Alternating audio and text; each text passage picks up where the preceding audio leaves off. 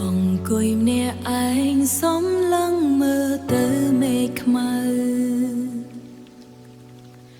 ភាពត្រជាក់ដណ្ដប់ក្នុងចិត្តដែលនៅមងសៅ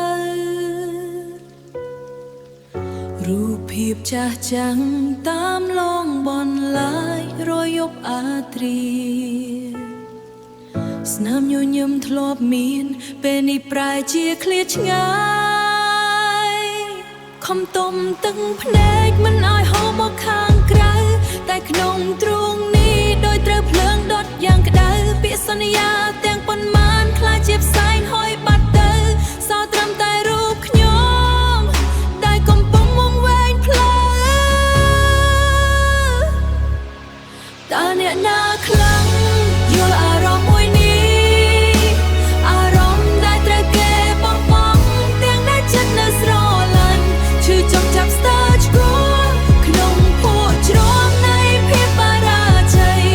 ចង់ស្រែកសួរមេឃថាហេតុអ្វីឲ្យយើងបែកគ្នាតើមានអ្នកណាទេដែលយល់ពីការឈឺចាប់តែគ្មានសំឡេងពាក្យថាលាហើយវានៅលាន់លឺក្នុងត្រចៀកបេះដូងដែលធ្លាប់កក់ក្ដៅពេលនេះប្រែជាត្រជាក់ដូចទឹកកកព្យាយាមដើរចេញតែជើងទាំងគូគ្មានកម្លាំងត្រូវរស់ក្នុងភាពងងឹតសម្លឹងមើលគេមានអ្នកថ្មី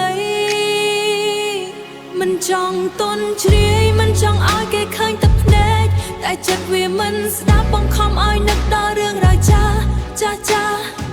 តើត្រូវចំណាយពេលយូរប៉ុណ្ណាទើបអាចបំភ្លេចរូបគេបានឬត្រូវឈឺបែបនេះរហូតដល់ថ្ងៃចុងក្រោ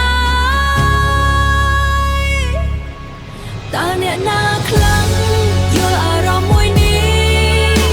អារម្មណ៍ដែលត្រូវគេបងបងទាំងដែលចិត្តនៅស្រឡាញ់ឈឺចង់ចាប់ស្ទើរឆ្កួរក្នុងភក់ជ្រងនៃភាពបរាជ័យចង់ស្រែកសួរមេឃថាហេតុអ្វីឲ្យយើងបែកគ្នាតើមានអ្នកណាទេដែលយល់ពីការឈឺចាប់តែគ្មានសំឡេងភ្លេងស្រទន់ក៏លួយរលត់ទៅដោយស្ងប់ស្ងាត់